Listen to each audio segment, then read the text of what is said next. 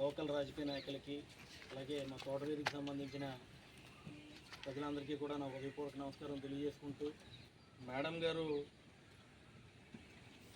Enumeration గురించి చెప్పడం జరిగింది.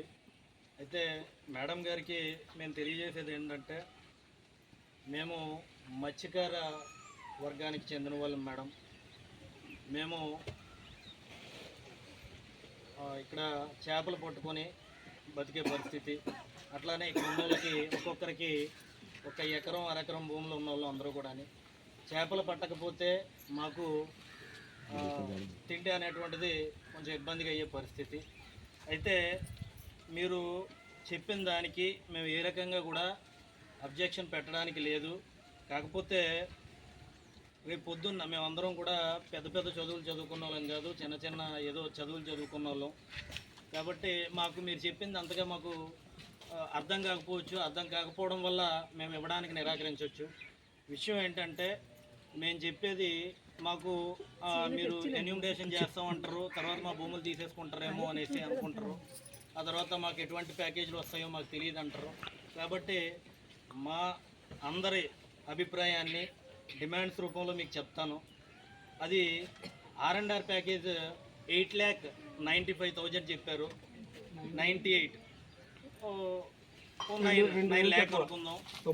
మాకు R&R ప్యాకేజ్ మీరు తెలియజేయాల్సిందిగా కోరుతున్నాం. R&R ప్యాకేజ్ 25 లక్షలకి పెంచాలన్నది మా ఒక్క డిమాండ్, అంటే మా తోటవీధికి సంబంధించిన డిమాండ్. అలాగే ఇక్కడ డీ పట్టా భూములు దాదాపుగా 73 ఎకరాల డీ పట్టా భూమి ఉంది. అందులోనే దాదాపుగా ఇల్లులన్నీ కట్టుకొని ఉండడం జరిగింది. జిరాయితీలకు ఏ రకమైన అయితే భూమి రేట్ అయినటువంటిది ప్రొవైడ్ చేస్తారో అదే రేట్ అనేటువంటిది డీ పట్టాలకు కూడా ఇప్పించాల్సిందిగా తెలియజేస్తూ ఉన్నాం మేడం. అలాగే బంజరీ భూముల్లో కొంతమంది ఉన్నారు, అలాగే సాగుదారులు కొంతమంది ఉన్నారు, అలాగే అక్రమదారులు కొంతమంది ఉన్నారు. వీరందరికీ కూడా భూ సర్వే చేసి వాళ్ళకి నష్టపరిహారం చెల్లించాల్సిందిగా మేము ప్రభుత్వాన్ని ఆర్డీఓ మేడంకి తెలియజేస్తున్నాము. అలాగే 18 సంవత్సరాలు నిండిన ప్రతి వ్యక్తికి కూడా 5 సెంట్లు స్థలంతో పాటు ఇల్లు కట్టుకునేందుకు 20 లక్షల రూపాయలు మాకు పరిహారంగా ఇవ్వాల్సిందిగా మేడంకి తెలియజేస్తూ ఉన్నాం. అలాగే నిర్వాహితులందరికీ కూడా ఉపాధి ఉద్యోగ అవకాశాలు కూడా మాకు కల్పించాల్సిందిగా మేడంకి తెలియజేస్తూ ఉన్నాం. అలాగే ఇళ్ల స్థలాలు అనేటువంటివి మేము మత్స్యకారులం కాబట్టి మాకు మత్స్యకార ప్రాంతానికి సంబంధించి మాకు ల్యాండ్స్ అనేటువంటి అరేంజ్ చేస్తారని చెప్పేసి మేడంకి తెలియజేస్తూ ఉన్నాం. అలాగే మాలో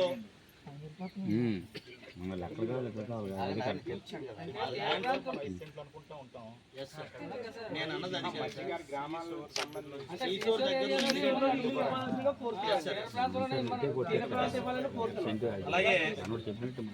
అలాగే అంగవైకల్యం కలిగిన వారికి వయసు అనేటువంటి దాంతో సంబంధం లేకుండా వాళ్ళకి కూడా ఇంటి స్థలం ప్యాకేజ్ అందిస్తారని తెలియజేస్తూ ఉన్నాం.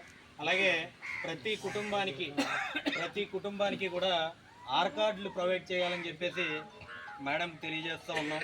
అలాగే ఒకవేళ మా డిమాండ్లన్నీ ఓకే చేసి ఇక్కడ పరిశ్రమలు అనేటువంటివి వస్తే కనుక మాకు పరిశ్రమల్లో కాంట్రాక్ట్ సంబంధించిన సామర్థ్యం కలిగిన వాళ్ళకి కాంట్రాక్ట్స్ అనేటువంటి ఇప్పించాల్సింది చూస్తూ ఉన్నాం. అలాగే మా ఊరు అనేటువంటిది మీరు వేరే ప్లేస్కి తరలించేటప్పుడు మాకు రెవెన్యూ రికార్డులో కూడా మా ఊరి పేరే ఉంచాల్సిందిగా తెలియజేస్తూ ఉన్నాం. అలాగే స్కూల్స్, హాస్పిటల్స్, అలాగే మౌలిక సదుపాయాలన్నీ కూడా మాకు కల్పిస్తారని చెప్పేసి కోరుతూ ఉన్నాం. అలాగే మీరు అసైన్మెంట్ యాక్ట్లో ఇల్లులు అనేటువంటిది మాకు ప్రొవైడ్ చేయడం జరుగుతూ ఉంటుంది. దానికి మేము ఒకవేళ బ్యాంక్ లోన్ పెట్టుకోవాలనుకుని అవి అమ్ముకోవడానికి అవ్వదు కాబట్టి, ఒకవేళ బ్యాంక్ లోన్ పెట్టుకున్నా దానికి మాకు ఎటువంటిది రాదు కాబట్టి మాకు అవన్నీ కూడా మీరు పూర్తి స్థాయిలో మాకు తెలియజేయాల్సిందిగా కోరుతూ ఉన్నాం. అలాగే ఇవన్నీ డిమాండ్లు మాకు మీరు నిర్వర్తించగలిగితే, అన్ని డిమాండ్లు మాకు ఇవ్వగలిగితే కనుక మీరు ఎన్యూమరేషన్ చేయడానికి మేమంతా సిద్ధంగా ఉన్నామని చెప్పేసి మీకు తెలియజేస్తా ఉన్నాం.